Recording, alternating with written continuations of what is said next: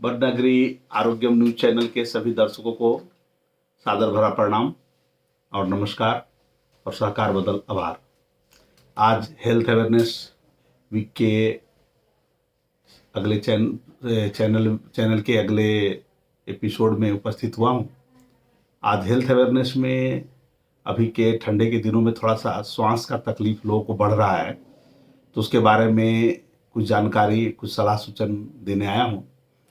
तो पहला ऐसा है कि अभी सर्दी खांसी भी बढ़ा हुआ है और थोड़ा सा एलर्जी वाले जो पेशेंट थे, जिसको मैंने बताया था, एक वो भी बढ़े हुए हैं, जिसको दो भाग में बांटा था मैंने, कॉमन कोल्ड और एक अनकॉमन कोल्ड। कॉमन कोल्ड का मतलब सिंपल वायरल होता है। सिंपल वायरल का मतलब इन्फ्लुएंजा वायरस, जो भी H1N1 जो होता है इन्फ्लुएंजा वायरस, ये टाइप का जो होता है इन्फ्लुएंजा, वही कॉमन कोल्ड कहलाता है।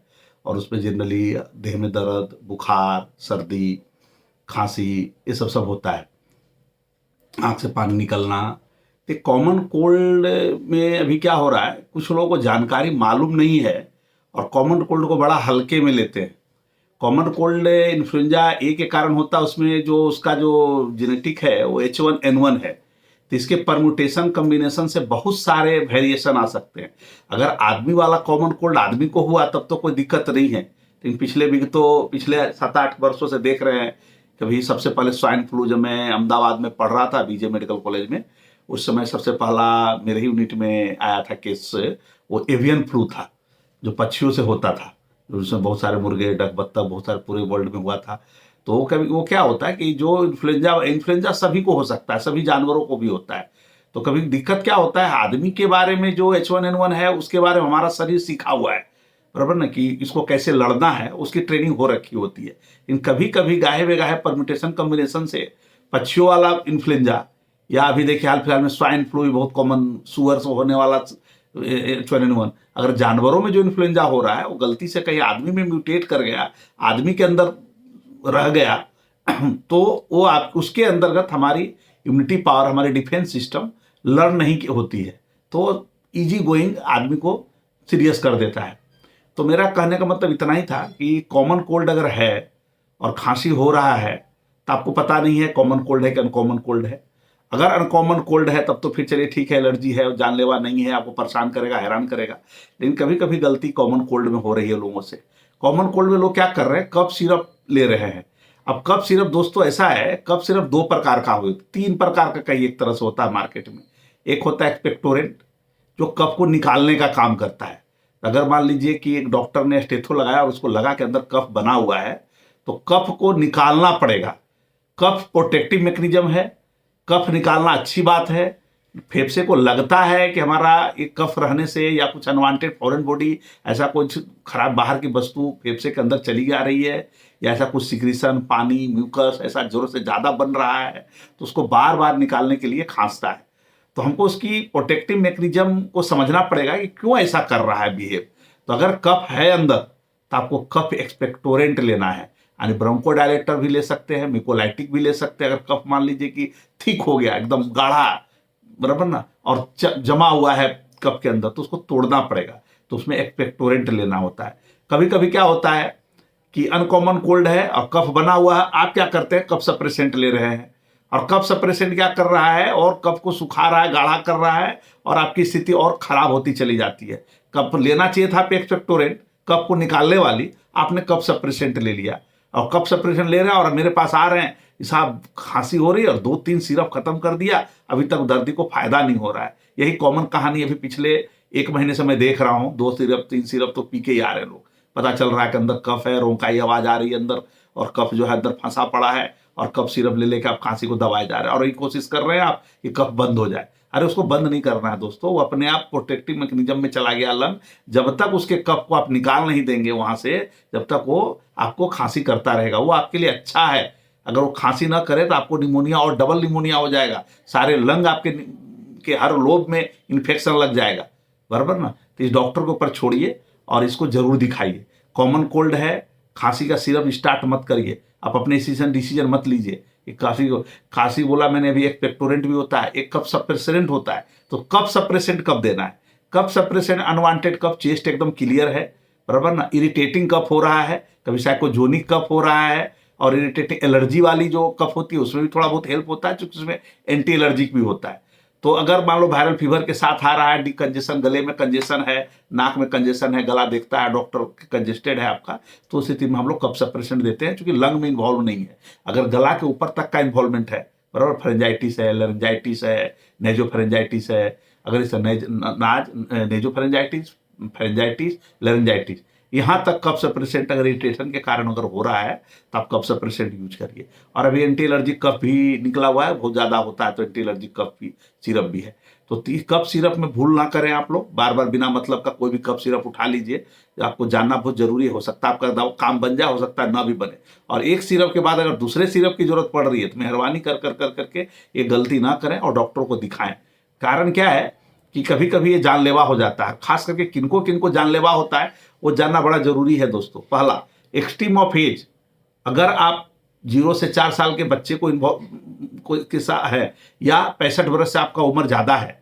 दूसरा, प्रेग्नेंट लेडीज, अगर प्रेग्नेंट लेडीज हैं।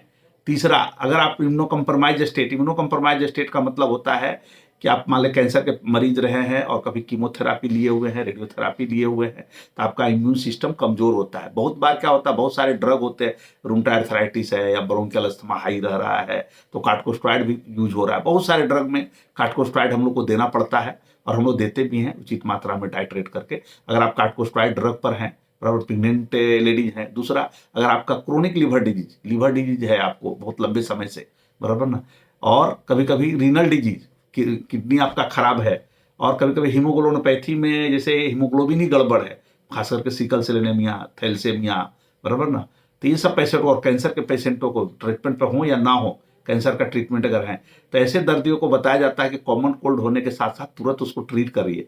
गला तक ही रहे तो गला तक में ही इसको खत्म करिए, क्योंकि इन सब दर्दियों में इम्यूनिटी पावर हमारी चूंकि कम होती है, तो ये सर जो यहाँ पर का वायरस घुसता नाक से है दोस्तों, ये बात जान लीजिए। नाक से घुसेगा, नाक यहाँ पर अपना कॉलोनी बनाएगा, यहाँ थोड़ी दिन ठहरेगा, फिर यहाँ से नीचे उतरना शुरू होता है। तो जनरली गला तक उतरे तब तक तो ठीक है। अगर आपका इम्यूनो कम्प्रोमाइज स्टेट जो मैंने बताया, extreme of age, renal disease, chronic renal failure, बराबर ना, कंजेस्टिव कार्डियक फेल्योर, हार्ट के डिजीज में आपका बार बार सांस पड़ रहा है, आपका बार बार हार्ट डिजीज हो रहा है, या कैंसर के पेशेंट हैं, या सिकल सेल एनीमिया है, थैलेसेमिया है, बराबर, इस तरह के दर्दियों को इस तरह से रिस्क नहीं लेना चाहिए। इन सब दर्दियों को अगर सर्दी खांसी को साधारण में नहीं लीजिए, उसको डॉक्टर को दिखाइए और उचित इलाज कराइए। होता क्या है कि जब तक यहाँ पहुँचता है, यहाँ के बाद उसकी इम्यूनिटी पावर कम होने के कारण वो बहुत तेजी से, हम तो ऐसे देखे दर्दी को 2-2 दिन के हिस्ट्री में भी लोगों को निमोनिया डेवलप कर गया है, 3-3 दिन के हिस्ट्री में निमोनिया हो गया। परसों खांसी थी, मतलब इस तरह से उसको सिरप दिया और अभी तक ठीक नहीं हुआ, तो हम सोचे 1-2 दिन में ठीक हो जाए। गर्म पानी पिलाया, काढ़ा पिलाया, दूध पिलाया, हल्दी पिलाया, जो घरगथ्थू कर सकते थे किया, बराबर ना, मध चटाया, जो भी है वो लोग होम रेमेडी करते हैं। और इम्यूनिटी पावर कम होने के कारण उसको देखता हूँ तो निमोनिया डेवलप कर चुका होता है, हाई ग्रेड फीवर के साथ प्रेजेंट करता है, डिस्निया के साथ प्रेजेंट करता है। तो कॉमन कोल्ड को आप लाइटली डर लें, खास करके जिनको मैंने बताया वो दर्दी। अगर आपका इम्यूनिटी पावर अच्छा है तो ठीक है, थोड़ा बहुत रिस्क ले सकते हैं, लेकिन मैं तो कहूँगा कि आप रिस्क न लें। अभी के फिलहाल में कौन सा स्वाइन फ्लू है, कौन सा एवियन फ्लू है, कौन सा नया है, कब आपको सीरियस कर देगा, आपको कहना बड़ा मुश्किल है। इसलिए जब तक आपको पता और जब तक आपको पूरा ज्ञान ना हो, जब तक कफ सिरप का यूज ना करें, बराबर ना। कफ सिरप सिम्टोमेटिक ट्रीटमेंट है दोस्तों, और इलाज नहीं है। ये बहुत गलतफहमी है लोगों को। कफ जो है ना, जैसे दाल भात हम खाते हैं, साथ में चटनी लेते हैं, चटनी टेस्टी होता है, चटकारा होता है, इसका मतलब ये नहीं होता है कि चटनी खा के आप पेट भर लीजिए, दाल भात को आप माइनस कर दीजिए। उसमें जो दूसरी सब ट्रीटमेंटें चलती है, एंटीबायोटिक देता हूँ, डिकंजेस्टेंट देता हूँ, और उसके साथ अगर आप कफ सिरप दे रहे हैं तो आपको रिजल्ट अच्छा आएगा। और कफ सिरप का जो टाइप बोला मैंने, पकड़ना बड़ा जरूरी है कि आपको सप्रेसेंट की यूज है या एक्सपेक्टोरेंट का यूज है, ये डॉक्टर को ही पता होता है। और स्टेथो लगाने के बाद यही बताता है कि क्या यूज करना है। जब ये लग जाएगा तब पता चलेगा, तो आपको रिजल्ट तुरंत मिलेगा।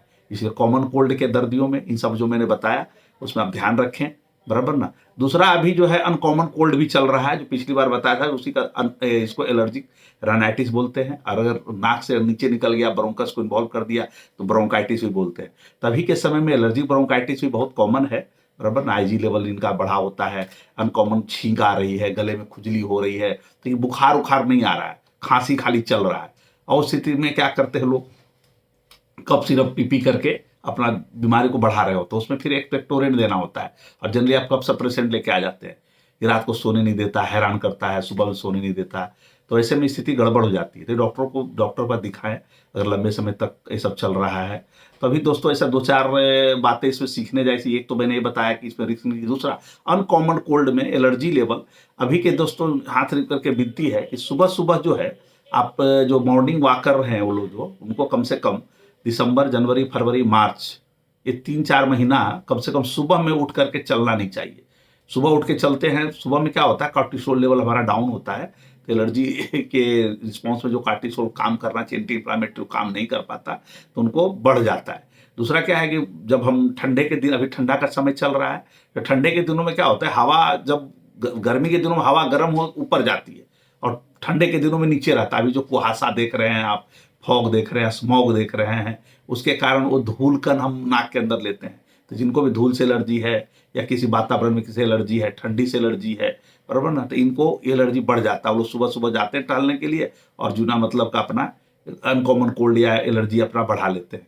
तो ये जो दर्दी को एक ब्रोंकियल अस्थमा है, बराबर ना, या अस्थमा का अटैक होता है या नोन केस ऑफ एलर्जी है खास के डस्ट से, तो उनको चाहिए कि सुबह ना उठें, और सुबह उठें तो घर में ही चले, बाहर टहलने रोड पर ना जाएं। खास के कुहासा के समय में, कोहरा के समय में ये सब दर्दी, खास करके हृदय वाले दर्दी को भी, जिनको कंजेस्टिव कार्डियक फेल्योर के कारण खांसी हो रही है, उनको भी सलाह है कि आप सुबह में उठ कर करके ना जाएं, बराबर ना। तो दूसरा क्या होता है कि आप जैसे एलर्जी, खांसी हो रही है, दूसरा क्या हो रहा है मैं देख रहा हूं, कभी खांसी में कभी कभी जैसे एलर्जी वाला खांसी है तो डॉक्टर कभी कभी एस्थलीन होता है, इसी तरह के ड्रग मतलब प्रिस्क्राइब करते हैं पंपिंग के लिए। तो पहले तो हम लोग ट्राई करते हैं, एंटी एलर्जिक ड्रग ट्राई करते हैं, डेरिफाइलिन जैसे ब्रोंकोडायलेटर ट्राई करते हैं। जब उससे ज़्यादा हो जाता है तो 2-3 तरह का डिवाइस आता है। एक डिवाइस में आता है कैप्सूल भर करके खींचने वाला, तो आपकी लंग की कैपेसिटी अच्छी है तब तो बहुत अच्छा है कि आप कैप्सूल डालिए और खींच लीजिए कस के, उसमें कोई गलती नहीं होती। गलती लोगों को इसमें हो रहा है। ये लोग यूज देखिए, एक पंप आता है इस तरह का, इसको यूज कैसे करना है जानना बड़ा जरूरी है।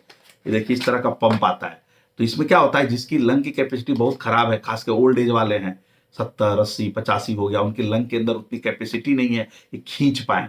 तो जब वो कैप्सूल वाला जो होता है ना, वो कैप्सूल लगा करके खींचना होता है कस के, तो चूंकि लंग कैपेसिटी तो आप खींच पाएंगे, यंग एज में कोई दिक्कत नहीं है, 45-60 तक भी दिक्कत नहीं है। लेकिन अगर मान लीजिए 80-85 साल का बुढ़ा है, 70 साल के बुढ़ा है, उनका उम्र इतना हो गया है, या डिबिलिटेटेड पेशेंट है जो बीमार हैं, बराबर ना, तो उन सब दर्दियों को अस्थमा में ऐसे भी श्वास की नली संकुच आ जाती है। तो उस स्थिति में हम लोग खास करके एलर्जी वाला में, ये देखिए प्योर आपको अस्थलीन है ये अब देखिए यहाँ ध्यान से,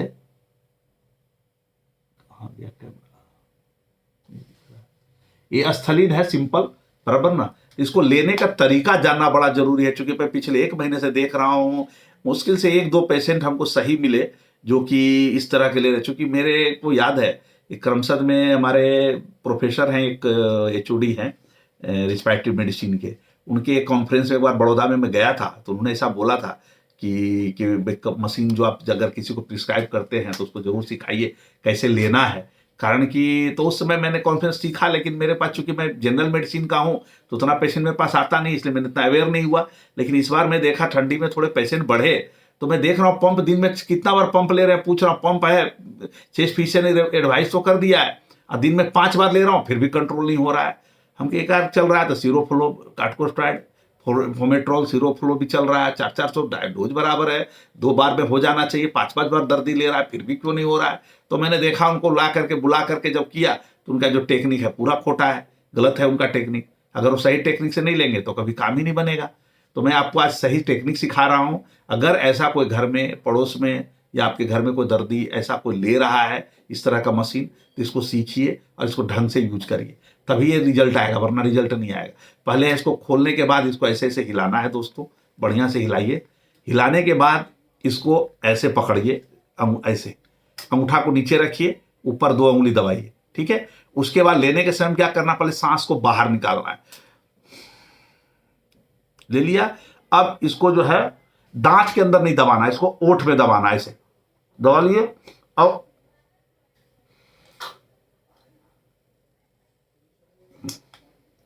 करना क्या है, ओठ के अंदर इसको कसकर टाइट करिए।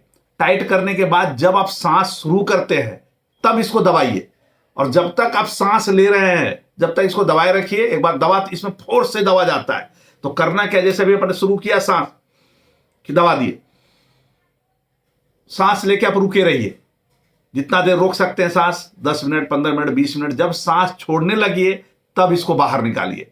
होता क्या है, बहुत बार को पता ही नहीं है, लेना है, अब सांस छोड़ रहे हैं तो भी दबा दिया, तो मुंह में जाने के बजाय, अंदर फेफड़े जाने के बजाय बाहर आ गया। ये लोकल ट्रीटमेंट है, बराबर ना। तो जब तक फेफड़े के अंदर जाएगा नहीं, काम करेगा ही नहीं, बराबर ना। फिर से आप इसको देखिए, इसको हिलाइए, इसको ओट के, लोग दांत के अंदर दबा देते हैं, दांत के अंदर दबाइएगा तो गैप रह जाएगा, तो इसको ओट के अंदर दबाइए और सांस पूरा बाहर करिए। पहले जब सांस खींचना शुरू करते हैं,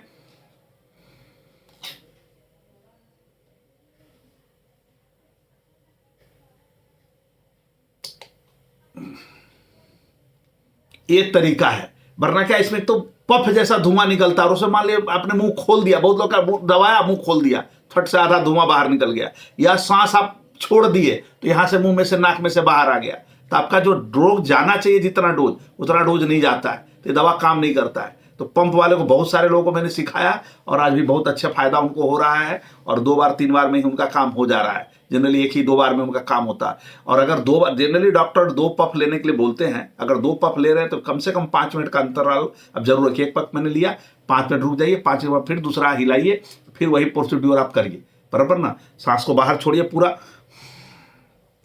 और जब सांस लेने लगिए तब इसको ओठ के अंदर दबाइए। इसको ऐसे रखना है, ऐसे दोस्तों, ऐसे, बराबर ना। इसको ऊपर से ऐसे दबाना है, देखिए निकल रहा है, देख रहे हैं, बस एक बार में फोर्स करके निकल गया, ये देखिए, बराबर। ऐसा एकदम फोर्स अंदर फेफड़े के अंदर चला गया, तो आप हल्का भी सांस लेंगे पूरा फेफड़े के अंदर चला गया। और सांस को रोकना है, मैं इसलिए बता रहा हूँ, बहुत लोगों को ये टेक्निक मालूम नहीं है, क्योंकि डॉक्टर के पास समय नहीं होता, उतना सिखाते नहीं है, तो लोगों को पता ही नहीं होता है। बस ऐसे करके, कोई ऐसे करके ले रहा है तो देखिए मुंह से निकल गया, हाँ, कोई सांस छोड़ने के समय धुआं बाहर आ गया, टेक्निक ही नहीं मालूम है, दवा काम ही नहीं कर रही है। तो इसलिए इस मशीन के बारे में जरूर जानिए। दूसरा, मैंने देखा कि अभी बहुत सारा रिकमेंडेशन के बाद ये लोग इस तरह का एक स्कैन भी देने लगे हैं। तो स्कैन जब इसको करिएगा, जो स्मार्टफोन यूजर है उनके लिए तो ये स्कैन है, स्कैन करेंगे। लेकिन इस स्कैन में एक चीज़ और है, इसमें सिर्फ इंग्लिश में लिखा हुआ है, तो जो हिंदी वाले हैं उनको तो उतना समझ नहीं आएगा, लेकिन टेक्निक से थोड़ा आइडिया तो लग जाएगा आपको। तो इसको भी स्कैन कर कर करके, जो स्कैनर है इसका हर डब्बे के ऊपर होता है, स्कैन करिएगा तो टेक्निक उसमें बताया हुआ है। ये मैंने भी देखा, अभी नए पुराने डब्बों में तो नहीं आता था, अभी नए डब्बों में आने लगा है। तो स्कैन को देखिए, इसको प्रॉपर यूज करिए, क्योंकि प्रॉपर यूज नहीं करेंगे तो रिजल्ट नहीं मिलेगा, क्योंकि एडवांस स्टेज में ही हम लोग देते हैं। और खास करके एलर्जी वाले, जिसको जो अस्थमा का अटैक जिनको होता है, उनको अब अस्थमा का अटैक आ गया और दवा लेने आ ही नहीं रहा है, मार दवा पर दवा, दवा पर दवा ले रहे हैं, तो 2 साल, एक तो रिजल्ट नहीं मिल रहा, ऊपर से कॉस्ट बढ़ रहा है, क्योंकि आपका एक खत्म हो जा रहा है। इसे मीटर डोज होता है, यहाँ देखिए सब लिखा रहता है मीटर डोज, आपका 0 जितना मीटर है खत्म हो जाएगा, जल्दी जल्दी खत्म करिएगा। 1 महीना में 50-60 डोज रहता है, खत्म हो जाएगा आपका, बराबर ना। 120 डोज तक शायद रहता है इसमें, मेरे को बहुत अच्छा से याद नहीं है, लेकिन यहाँ 0 आ जाए उसका इसको यूज नहीं करना है, बराबर ना। आपको चेस्ट वाले बढ़िया से बताएंगे। तो यही मेरे कुछ सावधानी थी जो आपको बताना था हमको। मैं खाली कहना चाहता हूँ फिर से, 0 बच्चा हो, 0 से 4 ईयर, 65 ईयर से ओल्ड एज हो, यंग प्रेग्नेंट लेडी हो, कोई भी यंग हो या ओल्ड प्रेग्नेंट लेडी हो, आपका क्रोनिक लीवर डिजीज हो, क्रोनिक रीनल फेल्योर हो, क्रोनिक कंजेस्टिव कार्डियक फेल्योर हो, कैंसर के पेशेंट हो, बहुत ज़्यादा क्रोनिक चेन स्मोकर हो, बराबर ना, और haemoglobinopathy, sickle cell anaemia, thalassaemia से पीड़ित हो, या कोई कैंसर के पेशेंट हो, इनको सर्दी खांसी अगर हो तो बिना मतलब का स्टोर पे जा कर करके दवा खा करके अपनी स्थिति को बिगाड़ना नहीं चाहिए। ये सब दर्द हाईली प्रोन है। कोरोना के केस में भी देखा, कोरोना के समय में सबसे ज़्यादा मौत इन्हीं लोग को ज़्यादा हुआ, बराबर, उनका भी हुआ, लेकिन वो बहुत कम हुआ। ये जो पेशेंट थे पुराने वाले, इनको ही ज़्यादा तकलीफ हुआ, क्योंकि इनको तो लगता था कि मैं तो बीमार ही रहता हूँ, मेरे को सब होता रहता है, कहाँ बार बार दौड़ता रहूँ डॉक्टर के पास। और लोगों ने देर किया आने में, तब तक तो एक ही दिन में लंग का तुरंत भर में इतना तेजी से इसका विस्तार और फैलाव हो रहा था कि आज आपको कुछ नहीं है, कल मालूम हुआ थोड़ा सांस चढ़ा, परसों तो मालूम हुआ ऑक्सीजन पे आ गया, चौथा दिन मालूम हुआ कि बचाने में मुश्किल होने लगा। लेकिन बहुत सारे दर्दी जो अर्ली स्टेज में आए थे और जो यंग थे, अच्छा इम्यूनो कम्पिटेंट थे, उनको हम लोगों ने कोरोना काल में बचाया। एवियन फ्लू में भी अच्छा रिजल्ट मिला था हम लोग को। स्वाइन फ्लू में भी वही दर्दी को देखा गया कि जो लेट आए, लेट स्टेज में पकड़ आए या अपने आप को घर बत्तू करते रहे, उनको वही सब प्रॉब्लम में गए। लोग क्या बोलते हैं, दूध में हल्दी डाल के मैं पी रहा हूँ दूध का। अरे भाई, दूध की हल्दी डालने से क्या होगा? हल्दी तो आप दाल में भी डाल रहे हैं, हल्दी तो आप सब्जी में भी डाल रहे हैं, बराबर ना। तो आप उसी हल्दी को सब्जी में दूध में डाल लीजिए ना बढ़ा करके, एगो नया कंसेप्ट मैं देख रहा हूँ, लोग हल्दी वाला दूध पिला रहा हूँ, अब तब भी ठीक नहीं हुआ। अरे हल्दी का दूध डाल देने से क्या हो जाएगा? उस समय जिस जमाने में एंटीबायोटिक उतना डेवलप नहीं था, ठीक है, हल्दी जो है एंटीबैक्टीरियल प्रॉपर्टी रखता है, मतलब इतना मतलब नहीं है कि अभी के समय के जो बैक्टीरिया हैं उससे मर जाएंगे या डर जाएंगे, क्योंकि आप तो डेली हल्दी में दूध डाल रहे हो, सॉरी हल्दी दाल में डाल रहे हो, सब्जी में डाल रहे हो, आपको लगता है तो उसी में थोड़ा सा डाल लो। अभी दूसरा बात, कॉमन कोल्ड अगर आपको है तो थोड़ा सा प्याज भी देखा गया है कि अच्छा फायदा करता है। आप कच्चा प्याज का सलाद बढ़ा दें, सलाद खाएं तो भी एलियम, होम्योपैथिक वाले एलियम सिप्पा ही खिलाते हैं इस सब में, तो एलियम जो है ना बहुत अच्छा काम करता है। एलियम सिप्पा मतलब होता है प्याज, तो आप कच्चा प्याज खाएंगे तो भी आपको सर्दी उर्दी होने के चांसेस थोड़े कम रहेंगे। अभी सर्दी, लहसुन का भी मात्रा बढ़ा सकते हैं, लहसुन में 3-4 कली आप डेली खाएं तो आपको कोलेस्ट्रॉल में भी फायदा होगा, बीपी में भी फायदा होता है, और कोल्ड कफ से भी आप बच जाएंगे। चलिए बहुत बहुत धन्यवाद। मैं सोच रहा हूँ ऐसा कुछ तो जानकारी आपको मिली होगी, इसको समझ कर करके आप अपने ज्ञान को बढ़ा सकते हैं। और थोड़ा से खासकर अर्ली मॉर्निंग वॉकिंग वाला से मैं जरूर रिक्वेस्ट करूंगा, जिनको भी एलर्जी, ब्रोंकियल अस्थमा के अटैक है, सुबह सुबह ना चले। सुबह चलने से उनको पता नहीं चलता मैं गलती कहाँ कर रहा हूँ, इसलिए मैंने बोला कि चीज बता दूं। आपको चलना है तो आप दोपहर में भी खाना खाने के पहले घर में चल सकते हैं, शाम को भी चल सकते हैं, सुबह में भी चल सकते हैं, घर में ही चलिए, बराबर। अच्छा, ये भी एक ऊपर से देख रहा हूँ जिसको चलना, बाहर ही जाते चलने के लिए, कोई जरूरी नहीं कि बाहर चले, आप घर में भी घूम सकते हैं। आधा घंटा भजन लगा दीजिए, गीत लगा दीजिए, घूमते रहिए घर में, एट बनाते रहिए, बाथरूम से किचन से बेडरूम से आप करते रहिए आधा घंटा, कोई दिक्कत नहीं है। कोई जरूरी नहीं कि रोड पे हम चले, और खासकर अर्ली मॉर्निंग तो बिल्कुल नहीं, बराबर। अनवांटेड अभी फिलहाल 3-4 महीना, क्योंकि अभी देखिए अभी मार्च में जो है ना बसंत ऋतु जब आएगा तो पोलन ग्रेन वाले को, जिसको हे फीवर बोलते हैं, पोलन ग्रेन वालों को सीजनल जिसको राइनाइटिस बोलते हैं, वो शुरू हो जाता है। इसलिए मैं बता रहा हूँ, वो अर्ली मॉर्निंग ही फूल झड़ते हैं सारे, उसके अर्ली मॉर्निंग ही सब प्रॉब्लम आता है। तो जैसे पार्क में गए, एक्सपोज होके आए और तुरंत भर में दर्दी को सांस चढ़ने लगा, ये सब होने लगा, सुबह ऑफिस जाने को लेट हो गया, ये सब प्रॉब्लम शुरू हो जाती है। ठीक है, चलिए बहुत बहुत धन्यवाद। अगले बार नए टॉपिक से फिर उपस्थित होऊंगा। धन्यवाद। प्लीज इस चैनल को आप सब्सक्राइब जरूर करें और लाइक करें, ताकि हमारा मनोबल बढ़ा रहे। और मैंने जैसे बोला था पहले भी कि अगर कोई सुझाव हो तो जरूर दें, अगले कुछ नए टॉपिक के साथ उपस्थित होगा। धन्यवाद।